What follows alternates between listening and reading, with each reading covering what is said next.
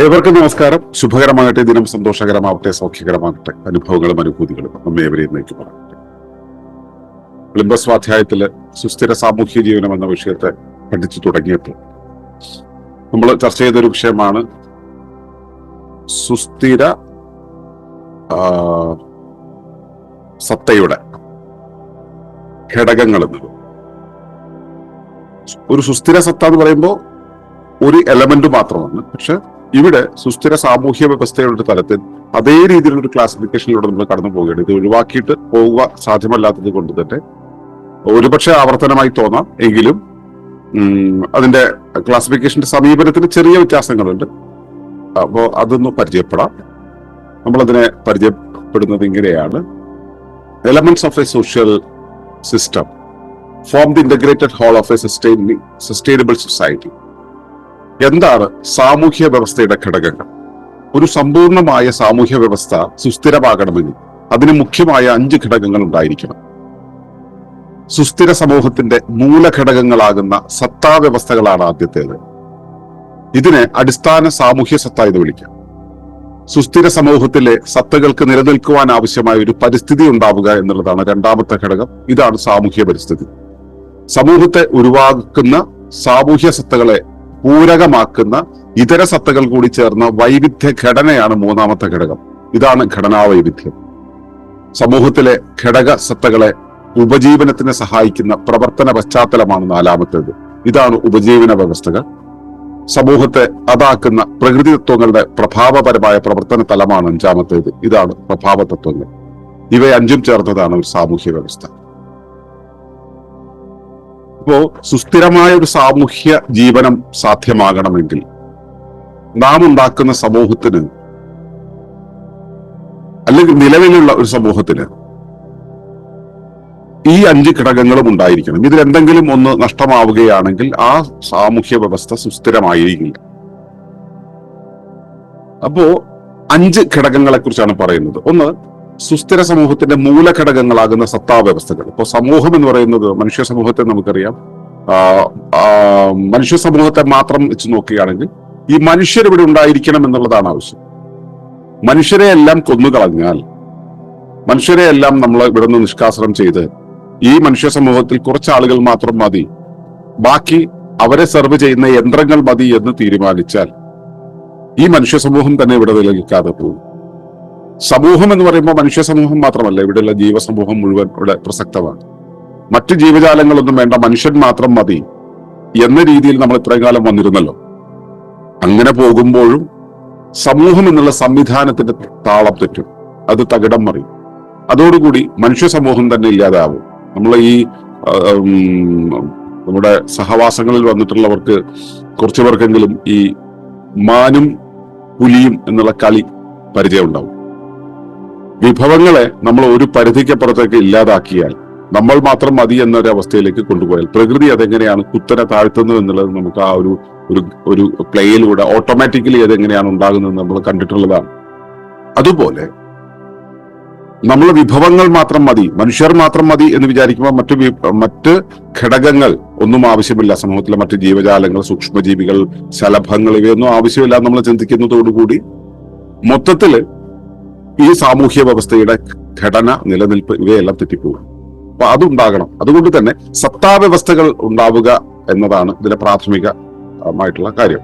സമൂഹത്തിന്റെ സത്തകൾ, സമൂഹത്തിന്റെ ഘടകങ്ങളാകുന്ന ഓരോന്നും ഉണ്ടാവുക. അപ്പോൾ ഇതിനെയാണ് സാമൂഹ്യ സത്ത എന്ന് വിളിക്കുന്നത്. രണ്ടാമത്തേത്, സുസ്ഥിര സമൂഹത്തിലെ സത്തകൾക്ക് നിലനിൽക്കാൻ ആവശ്യമായ ഒരു പരിസ്ഥിതി ഉണ്ടാവുക എന്നുള്ളത്. അപ്പൊ ഞാനിവിടെയുണ്ട്, എനിക്ക് വേണ്ടുന്ന ഒരു എൻവയൺമെന്റ് ഇവിടെ ഉണ്ടാകാൻ പാടില്ല. ഇവിടെ ഇപ്പൊ നമ്മുടെ ഗുരുകുലത്തില് നമ്മൾ ജീവിക്കുന്ന ഒരു പരിസ്ഥിതിയെ കൃത്യമായിട്ട് മെയിൻറ്റെയിൻ ചെയ്യാൻ പാകത്തിലുള്ള സഹജീവികൾ ഇവിടെ ഉണ്ട്. മരങ്ങളുണ്ട്, വള്ളിച്ചെടികളുണ്ട്, സൂക്ഷ്മജീവികളുണ്ട്, ഇവയെല്ലാം ഉണ്ട്. പക്ഷെ ഇവയിൽ ഇത് പലതും ഇവിടെ നിൽക്കുന്നത് നാട്ടുകാർക്ക് ഭയങ്കര ബുദ്ധിമുട്ടാണ്. മരങ്ങൾ നിൽക്കുന്നത് നാട്ടുകാർക്ക് ബുദ്ധിമുട്ടാണ്. പാമ്പ് വരുന്നു, അതുകൊണ്ട് ചെടികൾ പാടില്ല എന്ന് ഉള്ള വേറൊരു ചൊല്ലുണ്ട്. അപ്പോ ഈ ജീവികളൊന്നും ഇവിടെ ഇല്ലാതെ നിൽക്കുന്ന ഒരു പരിസ്ഥിതി നമുക്ക് ആവശ്യമാണെന്നാണ് പലരുടെയും വിചാരം. ഇപ്പോ തമിഴ്നാട് പോലുള്ള, ആന്ധ്ര പോലുള്ള കാർഷിക സംസ്കാരം വല്ലാതെ ഗ്രസിച്ചിട്ടുള്ള സ്ഥലങ്ങളിൽ ശ്രദ്ധിച്ചിട്ടുണ്ടോ? വയലിന്റെ നടുവിൽ ഈ കഞ്ഞി കുടിക്കാൻ പാകത്തില് ഒരു 11 മണിക്ക് കഞ്ഞി കുടിക്കാൻ പാകത്തിൽ ഒരു തണൽ മരം, ഒരു വേപ്പ് മരം മാത്രം ഉണ്ടാവും. വേറെ ഒരു മരമോ ആ പ്രദേശത്തൊന്നും ഉണ്ടാവില്ല. ആന്ധ്രയിലൂടെയൊക്കെ യാത്ര ചെയ്യുമ്പോൾ നമുക്ക് മനസ്സിലാവും കിലോമീറ്റർ കണക്കിന് ചെടികളൊന്നുമില്ല. അതെല്ലാം കൃഷിക്ക് വേണ്ടി, വ്യവസായത്തിന് വേണ്ടി അത് വെട്ടി നിരപ്പാക്കിയിരിക്കുകയാണ്. ഇത് ഇന്നും ഇന്നലെയും തുടങ്ങിയല്ല, നൂറ്റാണ്ടുകളായിട്ടുള്ള ഒരു ഫോർമേഷനാണ്. പക്ഷെ ഇതിന്റെ ഔട്ട്പുട്ട് എന്താണ്? ഇപ്പോ ഈ സ്ഥലങ്ങളെല്ലാം മരുവൽക്കരിക്കപ്പെട്ടിരിക്കുന്നു, മരുഭൂമിയാകപ്പെട്ടിരിക്കുന്നു. ഇനി അധികകാലം അവിടെ ഒന്നും ചെയ്യാൻ പറ്റില്ല എന്നുള്ള അവസ്ഥ എത്തിയിരിക്കുന്നു. അപ്പോ സമൂഹത്തിന്, ഈ സമൂഹം എന്നുള്ള അവസ്ഥയ്ക്ക് ഇവിടെ നിലനിൽക്കണമെങ്കിൽ അതിന് ഉതകുന്ന രീതിയിലുള്ള ഒരു സാമൂഹ്യ പരിസ്ഥിതി ഉണ്ടാവും. മൂന്നാമതായിട്ട് സമൂഹത്തെ ഉരുവാക്കുന്ന സാമൂഹ്യ സത്തകളെ പൂരകമാക്കുന്നത് ഇതര സത്തകൾ കൂടി ചേർന്ന വൈവിധ്യ ഘടനയാണ്. അതായത് ഞാനിവിടെ നിൽക്കണം എങ്കിൽ ഞാൻ എന്നുള്ളതിനെ പൂരകമാക്കണം. ഈ സാമൂഹ്യ വ്യവസ്ഥയുടെ ഘടകമായി ഞാൻ നിൽക്കുന്ന സമയത്ത് ഞാൻ എന്നുള്ള സത്ത പൂരകമാകണം. ഞാൻ പൂരകമാകണമെങ്കിൽ എന്നെ പോലെയുള്ള ഒട്ടേറെ സത്തകൾ വേണം. അപ്പോ ഈ സത്തകൾ തമ്മിലുള്ള പരസ്പര ബന്ധമുണ്ടല്ലോ, അതിന്റെ ഒരു ഘടനയുണ്ട്. ഈ ഘടനയാണ് സത്യത്തിൽ സമൂഹമായി ഒരു മഹാവ്യവസ്ഥയായിട്ട് മാറുന്നത്. അപ്പോ ആ പൂരക ഘടകങ്ങൾ ചേർന്ന് നിൽക്കുന്ന വൈവിധ്യ ഘടന ഉണ്ടാവണം. ആ ഘടനയുടെ പ്രത്യേകത എന്ന് വെച്ച് കഴിഞ്ഞാൽ വൈവിധ്യമാണ്. എന്റെ കുറവ് മറ്റൊരാളിൽ കൂടുതലുണ്ടാവും. 2 വസ്തുക്കൾ മാത്രമുള്ളൂ, 2 സത്തകൾ മാത്രമുള്ളപ്പോൾ. അതുപോലെ ഞങ്ങൾക്കുള്ള കുറവ് മറ്റൊരു കൂട്ടത്തിന് കൂടുതലുണ്ടാവും. അങ്ങനെ പരസ്പര പൂരകങ്ങളായിട്ടുള്ള, എന്നാൽ വ്യത്യസ്തമായിട്ടുള്ള, വ്യതിരിക്തമായിട്ടുള്ള ഒരു അവസ്ഥയുണ്ട്. ഇതിനെയാണ് നമ്മൾ ഘടനാ വൈവിധ്യം എന്ന് പറയുന്നത്. ഈ ഘടനാ വൈവിധ്യം എന്ന് പറയുന്ന ഒരു അവസ്ഥയാണ് നമ്മൾ ബയോഡൈവേഴ്സിറ്റി എന്നൊക്കെ പറയുന്നത്. കാട്ടിപ്പോയാൽ നമുക്ക് കാണാൻ കഴിയും, എല്ലാം വ്യത്യസ്തമായിരിക്കും, എന്നാലോ അവയെല്ലാം പരസ്പര പൂരകങ്ങളായിരിക്കും. എന്നിട്ട് ആ പരസ്പര പൂരകങ്ങളായി ഇതെല്ലാം കൂടെ ഒരൊറ്റ സത്തയായിട്ട് നിൽക്കുന്നു. വനത്തിൽ ഇത് വളരെ എവിഡന്റ് ആയിട്ട് കാണാൻ കഴിയും. ഇത് നാട്ടിൽ കാണാൻ കഴിയുമോ എന്ന് ചോദിച്ചാൽ ഇല്ല, കാരണം നമ്മളതെല്ലാം തകർത്തിട്ടുണ്ട്. ആ ഘടനാ വൈവിധ്യം എന്നുള്ളതിന് പകരം നമ്മൾ സ്റ്റാൻഡർഡൈസേഷനാണ് നമ്മൾ ശ്രമിക്കുന്ന ഒരു രീതി. അപ്പോ ഈ ഘടനാ വൈവിധ്യം എന്നുള്ളൊരു അവസ്ഥയുണ്ട്. ഘടനാ വൈവിധ്യത്തിൽ തന്നെ പലവിധം സാമൂഹ്യ സംവിധാനങ്ങളുണ്ട്. നമ്മൾ അവയെക്കുറിച്ച് ഡീറ്റെയിൽ ആയിട്ട് അടുത്ത ഒരു പാഠത്തിൽ, അതായത് സമഗ്ര പരിസ്ഥിതി എന്നുള്ള പാഠത്തിൽ അതിനെക്കുറിച്ച് ഡീറ്റെയിൽ ആയിട്ട് പഠിക്കുന്നുണ്ട്. അപ്പോ ഈ ഘടനാ വൈവിധ്യം എന്നുള്ളതാണ് ഒരു സുസ്ഥിര സാമൂഹ്യ വ്യവസ്ഥയുടെ ഒരു ഘടകം എന്ന് പറയുന്നത്. നാലാമത്തേത് ആയിട്ട് വരുന്നത് ഈ സാമൂഹ്യ സത്തകളുണ്ടല്ലോ, ഈ പറഞ്ഞ വിവിധങ്ങളായിട്ടുള്ള സാമൂഹ്യ സത്തകൾക്ക് അവയുടെ ഉപജീവനം നടക്കണം എന്നുണ്ടെങ്കിൽ അതിനൊരു പ്രവർത്തന പശ്ചാത്തലം വേണം. ഈ പരിസ്ഥിതിയല്ല പറയുന്നത്, ഇവയെല്ലാം തമ്മിൽ പാരസ്പര്യത്തിലാകുന്ന ആ പാരസ്പര്യത്തിൻ്റെതായിട്ടുള്ള ഒരു പ്രവർത്തന പശ്ചാത്തലം വേണം. ഇതാണ് ഉപജീവന വ്യവസ്ഥകൾ എന്ന് പറയുന്നത്. ഇപ്പോ എനിക്ക് ഭക്ഷണം വേണമെന്നുണ്ടെങ്കിൽ എനിക്ക് പറിക്കാനുള്ള സംവിധാനം വേണം. അത് പറിക്കണമെങ്കിൽ ഇവിടെ സ്വാഭാവികമായിട്ട് അതില്ലെങ്കിൽ ഞാൻ കൃഷി ചെയ്യണം. ഈ കൃഷി ചെയ്യുന്ന ഇടവും ഞാനും തമ്മിൽ ദൂരമുണ്ടെന്ന് വെച്ചാൽ അത് ട്രാൻസ്പോർട്ട് ചെയ്യാനുള്ള സംവിധാനം വേണം. അപ്പോൾ ഇതൊക്കെ ചേർന്നിട്ടാണ് ഉപജീവന വ്യവസ്ഥകൾ എന്ന് പറയുന്നത്. എന്റെ ഉപജീവനത്തിന് വേണ്ടുന്ന ഘടകങ്ങൾ മാത്രമല്ല, ആ ഘടകങ്ങൾ തമ്മിൽ കണക്ട് ചെയ്യുന്ന കുറേയേറെ വ്യവസ്ഥകൾ ഇവിടെ ഉണ്ടാവണം. അതാണ് ഉപജീവന വ്യവസ്ഥകൾ എന്ന് പറയുന്നത്. ഇപ്പൊ കൃഷി ആയിക്കോട്ടെ, വിദ്യാഭ്യാസമായിക്കോട്ടെ, അങ്ങനെയുള്ള കാര്യങ്ങളെല്ലാം അതിനകത്ത് വരുന്നതാണ്. ഇപ്പോ കാട്ടിൽ വിദ്യാഭ്യാസം ആവശ്യമുണ്ടല്ലോ, അവിടെ മറ്റൊരു രീതിയാണുള്ളത്. മനുഷ്യ സമൂഹത്തിൽ വിദ്യാഭ്യാസം ആവശ്യമുണ്ട്. അപ്പോൾ ഇതുപോലുള്ള കാര്യങ്ങളെല്ലാം ചേർത്തുള്ള ഉപജീവന വ്യവസ്ഥകൾ വരുന്നത്. പക്ഷെ ഇത്ര കൊണ്ട് മതിയാകുമോ? ഇല്ല.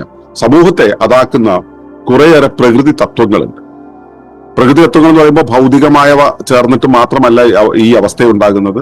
പ്രതിഭാസപരമായ കുറെ രൂപങ്ങളുണ്ട്, കുറെ പ്രവർത്തനങ്ങളുണ്ട്, പ്രവർത്തനപരമായ കുറെ കാര്യങ്ങളുണ്ട്, അനുരൂപനപരമായ കാര്യങ്ങളുണ്ട്, ചൈതന്യപരമായ കാര്യങ്ങളുണ്ട്. അവയുടെ സ്ഥലകാല ഭവങ്ങളെല്ലാം കൂടെ ചേർന്നത് എന്ന രീതിയിൽ.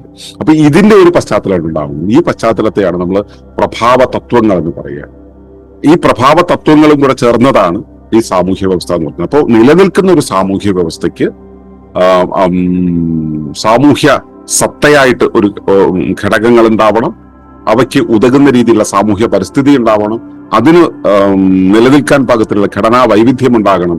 ഇവയെ സപ്പോർട്ട് ചെയ്യുന്ന ഉപജീവന വ്യവസ്ഥയുണ്ടാവണം. ഇതിനെയെല്ലാം തമ്മിൽ പിടിച്ചു നിർത്തുന്ന പ്രഭാവ തത്വങ്ങൾ ഉണ്ടാവണം. ഇവ 5ഉം ചേർന്നുകൊണ്ടാണ് ഒരു സുസ്ഥിര ജീവന സമൂഹം നിലനിൽക്കുക.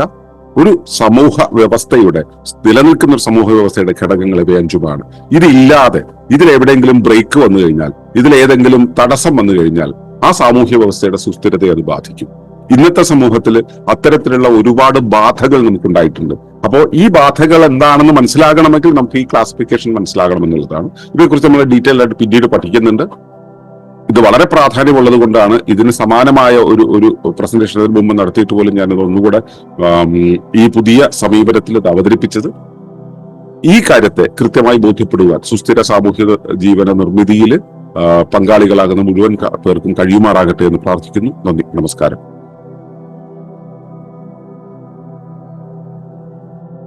ഈ വിഷയം ഇഷ്ടമായെങ്കിൽ ഒന്ന് ലൈക്ക് ചെയ്യുക, കമന്റ് ചെയ്യുക, ഷെയർ ചെയ്യുക. നിങ്ങൾ പ്രകൃതിയെ ഇഷ്ടപ്പെടുന്നുവെങ്കിൽ ഈ ചാനൽ സബ്സ്ക്രൈബ് ചെയ്യുക.